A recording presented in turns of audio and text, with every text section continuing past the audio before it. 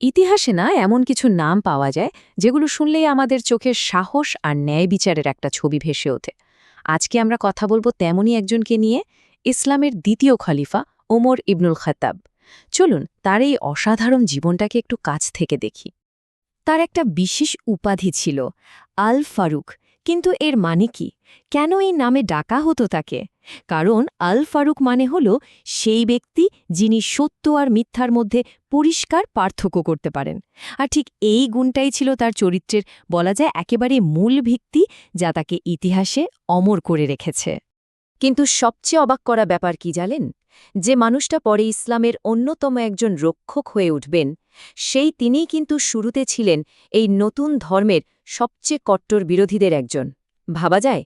চলুন দেখি তার জীবনের শুরুর দিকটা ঠিক কেমন ছিল। ইসলাম গ্রহণের আগে ওমরের পরিচয়টা ছিল কিন্তু একদম অন্যরকম। তিনি ছিলেন মক্কার একজন অত্যন্ত প্রভাবশালী মানুষ, সম্মানিত বনু আদি গোত্রের একজন তারকা। সেই যুগে হাতে গোনা যে কজন পড়তে লিখতে জানতেন, তিনি ছিলেন তাদেরই একজন। শুধু তাই না, তিনি ছিলেন একজন তুখোর কুস্তিগির, আর এমন একজন বক্তা যার কথা মানুষ মুগ্ধ হয়ে শুনত। আবার ব্যবসার কাজে সিরিয়া আর পারস্যেও যেতেন, যেখান থেকে তিনি দুনিয়া সম্পর্কে অনেক জ্ঞান অর্জন করেছিলেন। এই স্লাইডটা দেখলে তার জীবনের এই নাটকীয় পরিবর্তনটা একবারে চোখে পড়ে, তাই না? একদিকে দেখুন, ইসলাম আসার আগে তিনি ছিলেন এর ঘোর বিরোধী। কারণ তার মনে হতো এই নতুন ধর্ম কুরাইশদের মধ্যে বিভেদ তৈরি করছে। আর অন্যদিকে ইসলাম গ্রহণের পর দেখুন, সেই একই মানুষটা হয়ে উঠলেন এর সবচেয়ে বড় রক্ষাকর্তা, মুসলিমদের জন্য শক্তির এক প্রতীক। প্রশ্ন হল, কি এমন হলো যে তার মতো একজন কট্টর বিরোধী মানুষটার জীবনটা একেবারে 180 ডিগ্রি ঘুরে গেল? চলুন তার মন পরিবর্তনের সেই অবিশ্বাস্য আর নাটকীয় গল্পটাই এবার শোনা যাক। একবার কল্পনা করুন দৃশ্যটা। 616 সাল, ওমর চলেছেন হাতে খোলা তলোয়ার। লক্ষ্য একটাই, নবী মোহাম্মদ সাল্লাল্লাহু আলাইহি ওয়াসাল্লামকে হত্যা করা। আর তার বদলে যাওয়ার গল্পটা শুরুই হয়েছিল, ভাবা যায়, এমনই এক চরম শত্রুতার মুহূর্ত থেকে। কিন্তু পথেই ঘটল এক অকল্পনীয় ঘটনা। তিনি হঠাৎ খবর পেলেন তার নিজের বোন ফাতেমা আর তার স্বামী ইসলাম গ্রহণ করেছেন। রাগে প্রায় পাগল হয়ে তিনি ছুটে গেলেন বোনের বাড়িতে। আর সেখানেই দরজার বাইরে দাঁড়িয়ে তিনি প্রথম শুনলেন পবিত্র কুরআনের আয়াত, সূরা তোয়াহার সেই অসাধারণ তেলাওয়াত।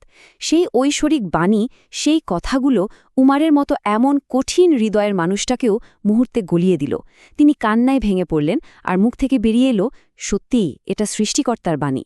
আর ঠিক সেখানেই তিনি ইসলাম গ্রহণ করলেন। আর এভাবেই যে মানুষটা ছিলেন ইসলামের একসময়ের সবচেয়ে বড় শত্রু, তিনিই হয়ে উঠলেন এর অন্যতম প্রধান শক্তি।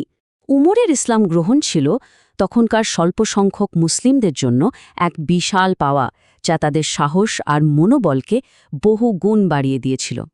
তো ইসলাম গ্রহণের পর ওমরের ভূমিকা তো বদলে গেলই। এবার চলুন তার জীবনের সেই অধ্যায়ে যায় যেখানে তিনি একজন শাসক, একজন খলিফা। আর তার শাসনকাল, সেটা ছিল ন্যায় বিচার আর সুশাসনের এক দারুণ উদাহরণ। তার সাহসের একটা উদাহরণ দেই। যখন মুসলিমরা মক্কা থেকে হিজরত করছিলেন, তখন প্রায় সবাই রাতের অন্ধকারে লুকিয়ে যাচ্ছিলেন। কিন্তু উমর কি করলেন জানেন? তিনি সোজা কাবার সামনে গিয়ে ঘোষণা দিলেন, যার ইচ্ছা আছে তার স্ত্রী বিধবা হোক আর সন্তানরা এতিম, সে যেন আমার পথ আটকায়। কারও সাহস হয়নি তার সামনে দাঁড়ানোর। এমনই নির্ভীক ছিলেন তিনি। এরপর আসলো 634 সাল। প্রথম খলিফা আবু বকরের ইন্তেকালের পর ইসলামের দ্বিতীয় খলিফা হিসেবে দায়িত্ব নিলেন ওমর ইবনুল খাত্তাব। আর এখান থেকেই শুরু হল তার সেই বিখ্যাত 10 বছরের শাসন। খলিফা হিসাবে তার অবদানগুলো কিন্তু ছিল এক কথায় যুগান্তকারী। তিনি বাইতুল মাল বা জনগণের কোষাগার তৈরি করেন, যা দিয়ে সবার সামাজিক নিরাপত্তা নিশ্চিত করা হতো। বিশাল সাম্রাজ্যকে তিনি বিভিন্ন প্রদেশে ভাগ করেন এবং গভর্নরদের কাজের জবাবদিহিতার ব্যবস্থা করেন। আমরা যে হিজরি ক্যালেন্ডারটা ব্যবহার করি, সেটার প্রচলন কিন্তু তিনিই করেছিলেন। তার সময়েই মুসলিম সাম্রাজ্য পারস্য আর বাইজেন্টাইন সাম্রাজ্যের বিশাল অংশে ছড়িয়ে পড়ে। আর জেরুজালেমের মতো জায়গায় তিনি ইহুদি ও খ্রিস্টানদের সম্পূর্ণ ধর্মীয় স্বাধীনতা নিশ্চিত করেন।